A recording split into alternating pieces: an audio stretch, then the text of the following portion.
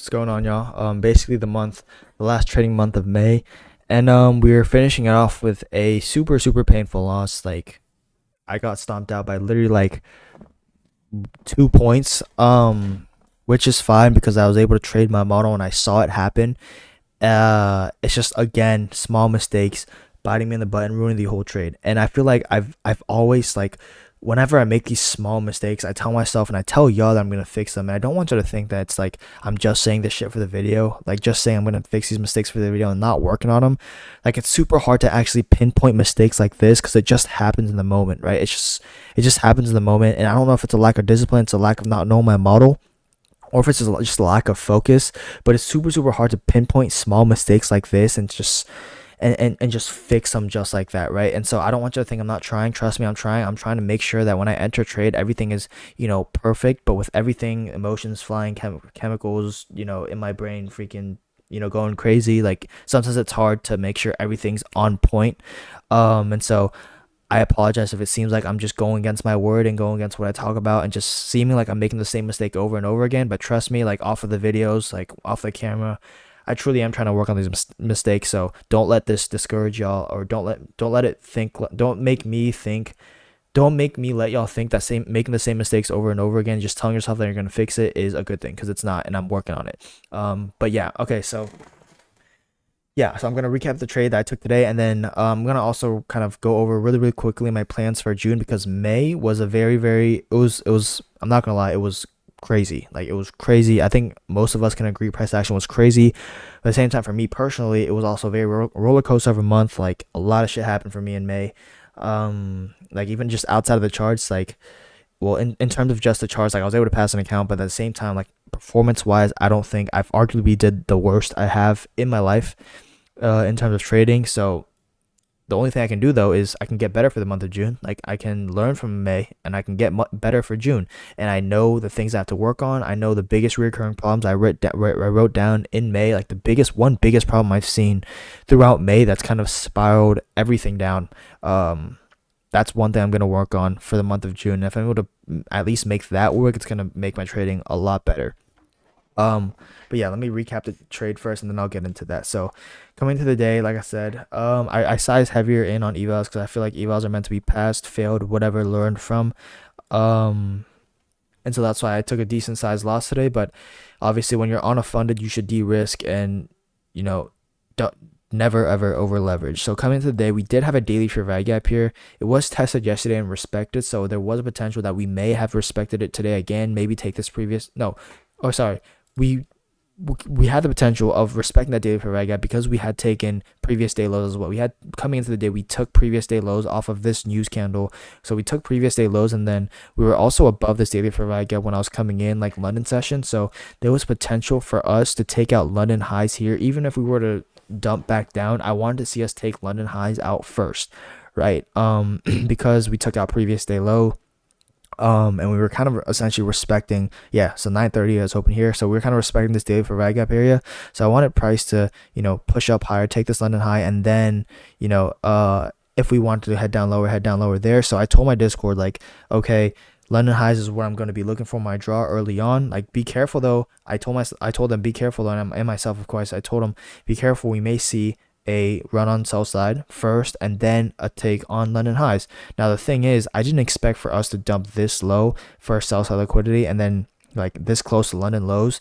And what that essentially did was on the 4 hour, I was essentially initially bullish, right? Because like I said, we were expecting this. Like I expected this 4 hour candle to close above the low body of this up close candle, because we closed below and kind of created this breaker block here and created this kind of market structure shift. That makes it a lot harder for us to take London highs now, because now this is just high resistance liquidity. And when that happened and we hadn't taken London highs yet, I'm like, oh, okay, now it's going to be a lot harder to take London highs. And so now that's where essentially my bias kind of flips to being bearish. Because now when that 10 a.m. new 10 a.m. candle opens, after we've closed below that, the low of that body of the previous up close candle, now this to me is just manipulation. This entire buy up is just manipulation, looking for a run on buys And that's exactly what we do here, right? We have a stop rate of buy side liquidity. We fail to take that London high. Why? Because like I said, now we have high resistance liquidity here. So we get a buy side liquidity hunt, and so that's a pretty good sign for me to look for shorts now. Also for the fact that we have a market maker sell model, a potential market maker sell model. Now the only thing, right, the three contexts that I need, right, like I said, like a liquidity sweep, um, a market maker sell model, and then what I didn't have was a higher time frame PD array. Like we don't really have a higher time for like a 15 or 1 minute higher time frame PD array to confirm like a fast and strong reversal. Like in fact, we're low key going off against the 15-minute draw here. Like we have a 15-minute fair value gap here, and we're kind of going against it. The only reason why I thought it would be a little bit more okay was because of the fact that the 4 hour clearly told us that we were in a market maker. That we shifted market maker. We shifted the market maker market structure. I just forgot what it's called. MSS. Market shift. I'm having a brain fart. I completely forgot what it's called, but y'all know what I mean. Changing the state, whatever. So 4 hours bearish. That's why I thought it was okay to go against the 15-minute for this trade.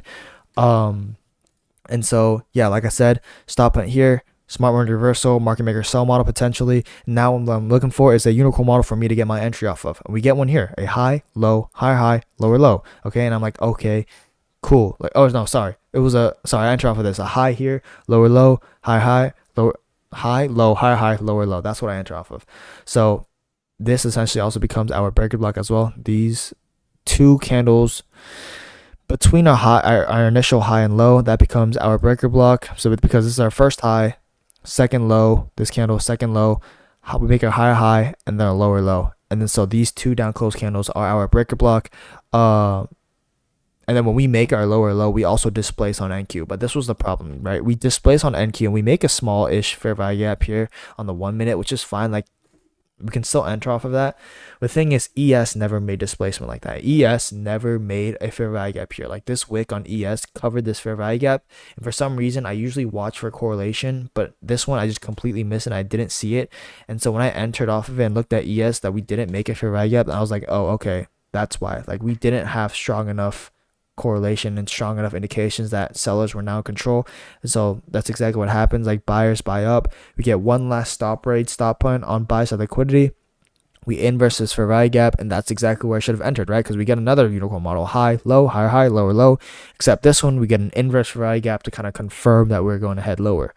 And so I should have entered off that, but no, we don't enter off of that. I enter prematurely, I enter a little bit too early, I enter off of this, and that's how I get stomped out here. But yeah, I mean, there's nothing really I could have done. I stuck to my rules I stuck to my model, but the thing was, I didn't. I made that small mistake, and like I said, small mistakes are super cut. Just they're really hard to just fix just like that because they're in the moment and just happen out of nowhere. That's why it's a mistake, right? It's like if I knew it was gonna happen, it wouldn't be a mistake. It would just be me breaking my rules. But yeah, I mean that. I feel like just comes with time and experience and more time and more losses of just not being able to make those mistakes. So yeah, that was a trade recap I took today. Last trading day of May comes off a loss, but that's fine, right? Because I learned. Now let's go just really quickly. The recurring issue of May, or the main issue of May that I've seen, that I'm going to fix for the month of June, that I mean there's no other option but to fix it, is that I'm not waiting for my model, right? My model specifically, if you guys know, only happens and shows up 3-4 times a week at max. Maybe these past 2 weeks, an actual like a true A+ model for me, I've seen it happen once, maybe this entire week. I haven't really seen it this entire week. Maybe I missed it, but maybe like once or twice this past week, and then the last week like twice maybe. Like it doesn't happen a lot because I need a lot of things to happen for me to take a trade. And because I'm not able to wait for those things, that's why I essentially start blowing accounts. I start tilting. I start revenge trading because I'm not able to wait for these setups. And when I lose taking C plus setups, like there's no one else to blame but me, and so I get frustrated and then I start tilting. Like that's what makes it all happen. And why am I taking C plus setups? Because I want to get funded, right? I want to start making money. Like, so that's the main problem. Like it's all a domino effect, and that's why I'm starting, I'm trying to make different sources of it. Like, I'm not trying to make trading my only thing. Like, there's, like I said, if y'all watched my other video, I'm starting a business. Like, I'm trying to do different things outside of trading in terms of sources of revenue, so I don't put as much pressure on trading. Is one thing that I'm trying to work on as a solution. Second thing here, waiting for a model, is I'm just gonna have to learn that not every day is a trading day, and I have to truly wait. If it's not there, I'm not gonna give a shit. Like, it's not gonna intrigue me. Anything that doesn't show me that it's going to be an A+ setup should not and will not intrigue me for the next month. So I have my plan. I know what I want to do. I know how I want to approach this next month. It all just comes down to me sticking to it and sticking to what I'm telling myself. I'm just gonna make it super simple. If I'm not able to stick to my model next month, if I'm still consistently breaking my rules, like, I have to sit down, talk to myself, and maybe this trading shit's not for me. It's like as simple as that. If I'm not able to stick to my rules, and even when I know what I'm supposed to do, maybe this trading shit's not for me. Next month, all I'm gonna do is I see my setup. If I see my setup right on an evals, I'll take B+. Like, maybe B+ will get away with on evals, but like, I'll take a setup. If I don't win the trade, like, I'll take it. Don't even touch it. Like, right? We'll obviously take partials, break even, but like, don't do more than that. If I lose, I learn from my mistakes. I learned the trade that I took. I recognize it wasn't an A+, wasn't an A-, wasn't a B+. I recognize it through the checklist. If I have this, if I had that, if I had this, if I didn't have that, if I had this, I break each trade down off of, I give a tier list for each trade, and I recognize the type of trades that I'm taking. I recognize, I find a pattern on if I'm taking way too many B- setups, if I'm taking way too many C+ setups, if I'm taking way too many trades, and my frequency of taking trades is way too high, because again, I know now that my frequency of taking trades should be low because my model doesn't show up every day or every 2 days or every 3 days, right? And so I'm going to have a deeper and I'm gonna have a deeper dive on how I'm trading, like, analytically for the month of June. But at the same time, like, off the charts, I'm gonna be looking at things more, but on the charts, it's gonna be a lot simpler. I'm gonna make it a lot simpler. So yeah, that's just my plan for June. Like, the only thing I can do is get better, not just like, not P&L wise, but as a trader wise. That's the only thing I can do in June, is to get better. Like, there's no other choice.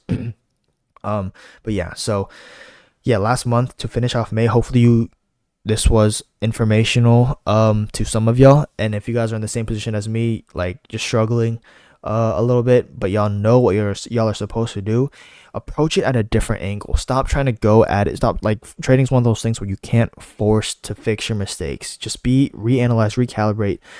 Look at it at a different angle. Stop going head first into that brick wall and expecting it to break. Like, it's not gonna work. You have to go at a different angle and see if you can work smarter, work around it, rather than working through it and working harder. Sometimes working harder means working smarter, and that means a waiting game. Like, it's a you versus you game. It's a waiting game in trading. So yeah, thank you guys for watching. I hope you guys have a good rest of your Friday. Enjoy y'all's weekend. I'll see you guys in the next video.